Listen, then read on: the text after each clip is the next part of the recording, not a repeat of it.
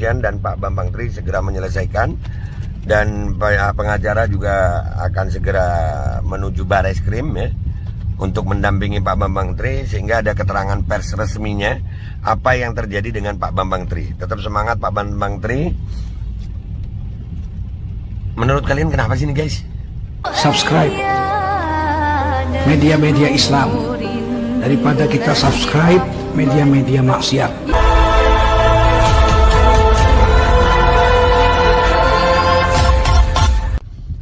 Ada info urgent bahwasannya, ada informasi bahwasannya Pak Bambang Tri itu ditangkap. Iya, ditangkap. Nah, ini kita masih belum jelas karena apa, ada apa. Nah, ini apa terkait dengan ijazah palsu itu? Ini rada-rada gimana ya? Tapi nanti gue cantumin juga rekaman voice note dari pengacara Pak Bambang Tri ya. Bapak Ahmad Khazinuddin ya, SH. Jadi insyaallah ini kita kawal juga ya. Aneh banget gitu. Nih gak apa ya? Gugatan udah masuk, proses sudah akan berjalan, tapi ada proses hukum yang di penangkapannya Pak Bambang Tri ini lucu banget gitu. Ya, dan kemarin kan Bang Egy Sujana juga di konferensi pers sudah menyatakan bahwasannya kalau sedang berperkara ya ditunda dulu pidana aja kan, kalau ada perdata gitu, itu aturan hukumnya. Tapi ya inilah negara kita nggak tahu, kita nggak bisa komentar macam-macam ya. Ini kita menunggu keterangan resmi dari pengacara, karena dari pihak kepolisian nggak tahu juga nih. Ya ini waktu di Hotel Sofyan ya, waktu Pak Bambang Tri nginep di Hotel Sofyan, katanya ditangkap ya. Nanti rekaman voice note-nya akan gue tampilin juga di sini. Komentar gue, ya Allah, ini ada apa sih bangsa gue, kenapa sih ya? Bangsa gue apa udah separah ini gitu ya? Wallahu a'lam.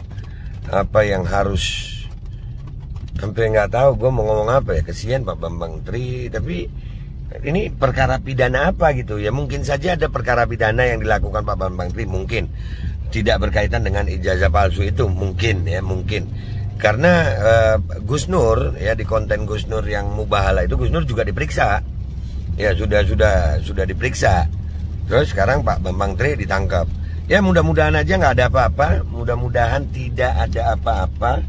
Mudah-mudahan pemeriksaannya lancar dan Pak Bambang Tri insya Allah bisa keluar cepat ya, sehingga proses persidangan ini, belum sidang udah begini ya, belum sidang nih, belum sidang udah begini posisinya. Hah? aduh, menurut kalian gimana guys? Hah? Ya, dan itu kan tadi juga apa ya, gua rada shock juga gitu ngelihatnya. Ini gue dalam perjalanan lumayan jauh, jadi langsung mendadak gue buat konten ini dengan mendadak ya guys, dengan mendadak lah. Intinya kami berharap pihak kepolisian dan Pak Bambang Tri segera menyelesaikan, dan pengacara juga akan segera menuju Bareskrim ya untuk mendampingi Pak Bambang Tri sehingga ada keterangan pers resminya apa yang terjadi dengan Pak Bambang Tri. Tetap semangat Pak Bambang Tri. Menurut kalian kenapa sih nih guys?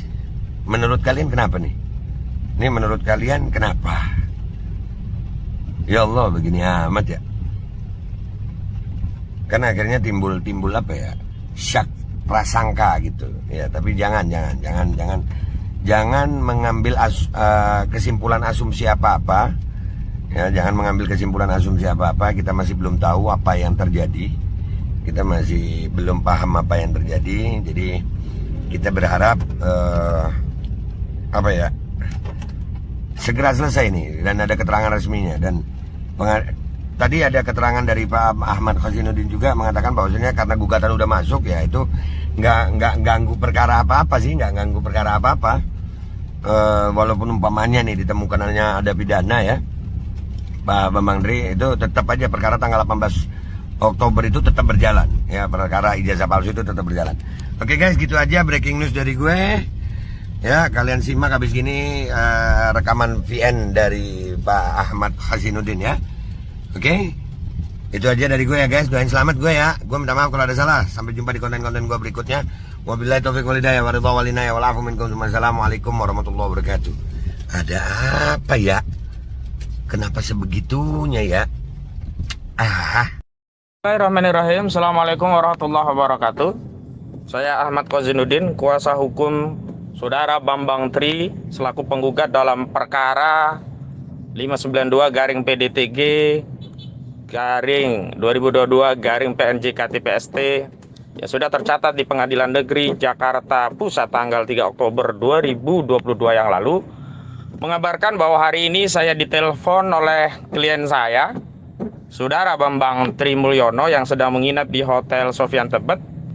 Kabarkan penyidik Direktorat Tindak Pidana Cyber Mabes Polri melakukan penangkapan kepada Saudara Bambang Tri dan kemudian dibawa ke Direktorat Tindak Pidana Cyber Mabes Polri. Dan tadi saya juga sudah berkomunikasi dengan penyidik. Penyidik menyampaikan dari Direktorat Tindak Pidana Cyber melalui telepon, dan ketika saya menyatakan saya kuasa hukumnya, penyidik meminta saya untuk menunjukkan identitas selaku kuasa hukum. Nanti dipersilakan mendatangi kantor Barreskrim Mabes Polri. Perlu untuk saya sampaikan beberapa hal melalui suara ini sambil saya sedang berkoordinasi dengan tim penggugat perkara dalam kasus perbuatan melawan hukum yang ditujukan kepada Presiden Joko Widodo. Yang pertama, bahwa kami ingin katakan bahwa perkara perbuatan melawan hukum itu sudah terdaftar di pengadilan. Namun dengan penangkapan ini kami sangat menyayangkan.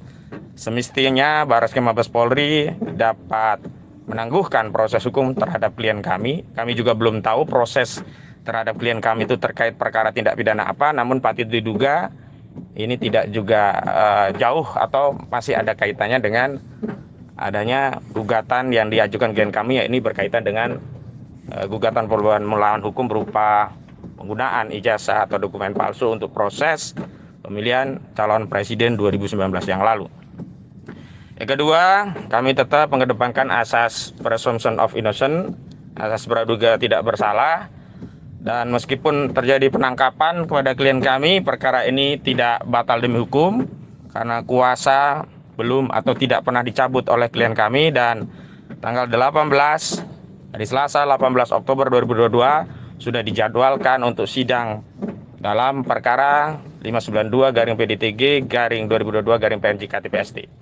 Jadi nanti kita tetap akan datang ke pengadilan untuk memenuhi panggilan dari pengadilan. Yang ketiga, kami tetap akan mencari tahu apa yang jadi penyebab klien kami ditangkap.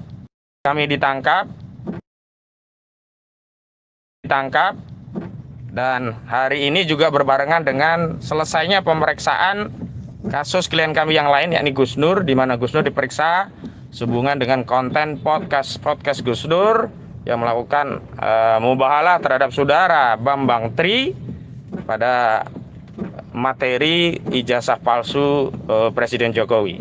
Dan yang terakhir, mohon doa dan dukungannya, dan segala informasi terkait Saudara Bambang Tri mohon untuk diklarifikasi kepada kami, karena kami tidak ingin ada berita yang simpang siur karena proses penangkapan ini, sehingga kami tegaskan segala